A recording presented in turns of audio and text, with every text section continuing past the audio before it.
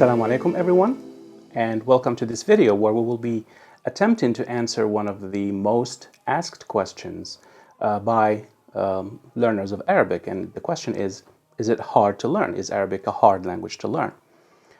Well, the short answer, as you may have guessed already, is a big it depends. Your background can have an effect on your learning journey, and by your background, I mean things like your relationship with Arabic before. Do you have an environment where Arabic is spoken, or do you live in an environment where Arabic is spoken? Do you have prior experience with Arabic as a language? Or do you speak a language that's close to Arabic? Do you speak Hebrew, for example? Or do you use script to write in Farsi or Urdu? So all these things can have an impact on your learning journey and can make it easier, obviously. The other thing is, are you an experienced language learner? Have you learned other languages? And usually you would develop the shortcuts, the techniques, the stamina, and the psychological disposition to learn Arabic the same way. The other thing is, do you have a community around you where you can practice, get advice, and improve? Background is important, obviously, but note that sometimes your baggage can weigh you down, of course. I've seen many students start with a blank slate, period, and completely, and achieve excellent results. And I've seen others who progressed really fast, but then, because they had that background, but then they couldn't really carry on because that Farsi or that Hebrew or that Urdu really started slowing them down as they moved forward. I will not talk about age in this video. There will be another video about age in general. Generally speaking, I'm not a subscriber to the critical period hypothesis. I don't believe that adults don't learn as fast as younger students. There are a couple of additional angles to consider. Your learning curve generally reflects your needs and your wants. So when you are motivated and when you're willing, language learning generally is more attainable.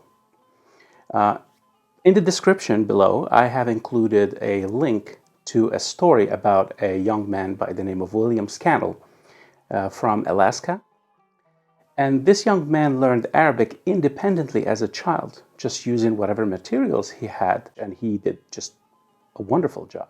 The second angle that we need to discuss is how Arabic is taught. So you can do everything right, you can be motivated, you can have the right background, etc. But I have seen textbooks and curricula where students go to class for 14 weeks, 20 weeks sometimes, and yeah, they can pinpoint some grammar, but they can't tell you the days of the week or the months or name more than 2 colors. And I have seen methods where the students are required to do all the work before class. Figure out the grammar, learn the vocabulary, do the lists, do the drills, everything. And then they come to class to speak. And they call this communicative language learning. Well, you know, communicative because you come to speak in class. Well, communicative language learning is not the same thing as communicating after the student does all the hard part non-communicatively. We're supposed to teach in a communicative way, not to just let you do things your own way and then let's come and communicate after you've struggled that much. Now, going back to your initial question, or to the question that we hear a lot, is Arabic a hard language to learn? Now we have a little bit more elaborate answer to say. So if you are motivated and driven, these are really important. And if you have the materials, if you are supported with thought through and carefully designed curriculum, carefully designed textbooks, learning Arabic is manageable and very much possible. A final consideration that we have to keep in mind is that often we confuse or we mix between complexity and time or time demands. For example, if I were to offer you let's say a Mandarin Chinese course, a curriculum that is fun, communicative, very well planned, and we guarantee that every session will be a step forward and that it will be a blast at the same time. That all sounds really good. But then if I tell you that if you follow this path, you will be proficient in the language in Mandarin Chinese in 6 years, say. Would you walk out of this conversation thinking that Chinese is hard or easy? The odds are that you're going to think it's hard if it takes 6 years, right? ACTFL has a classification. ACTFL is the American Council on the Teaching of Foreign Languages, has this classification detailing what it takes to be proficient in the language in terms of time. And they have 4 categories ranging from the languages that take the least time to those that take, or category 4, that take the most time. The idea here is how much time do you need to attain certain levels if you're being taught communicative language teaching, and your purpose is communication more than advanced, let's say, grammar or advanced rhetoric or things like that. ACTFL ranks Arabic in category 4, right next to Chinese, Korean, and Japanese. And personally, I think this is completely inaccurate. I think there are at least 2 levels of bias here. So first of all, I'm wondering, where does ACTFL get their data?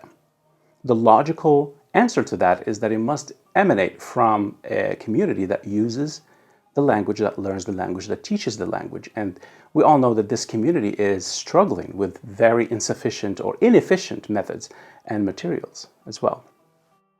The other thing is the second confirmation bias. It's a confirmation bias, by the way, is if you don't know many people who made it, if you don't know many people who speak Arabic after they've learned it, then it must be hard.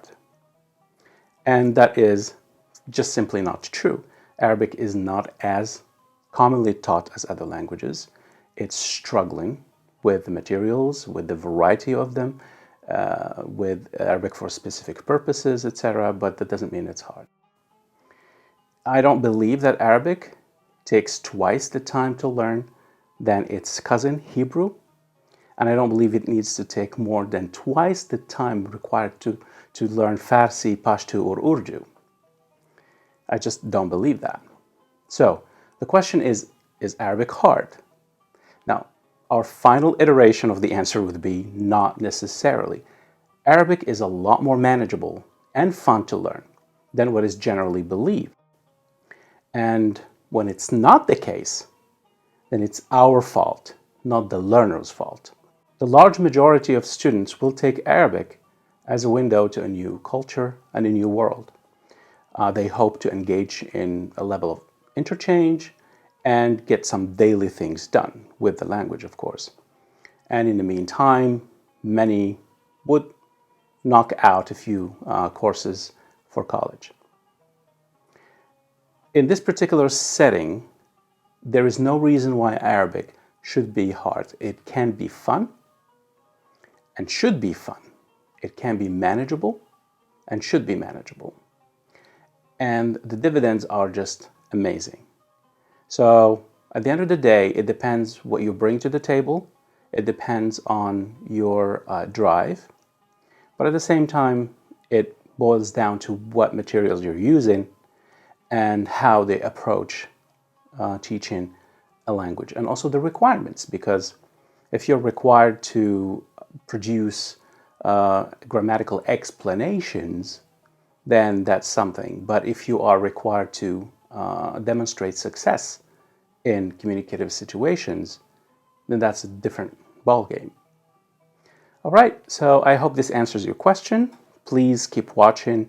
The next videos we'll be talking about the critical period hypothesis, or why younger learners don't necessarily learn languages better or faster than adult learners, and other interesting questions around language learning in general and Arabic in particular. Thank you very much, and ma'as salama.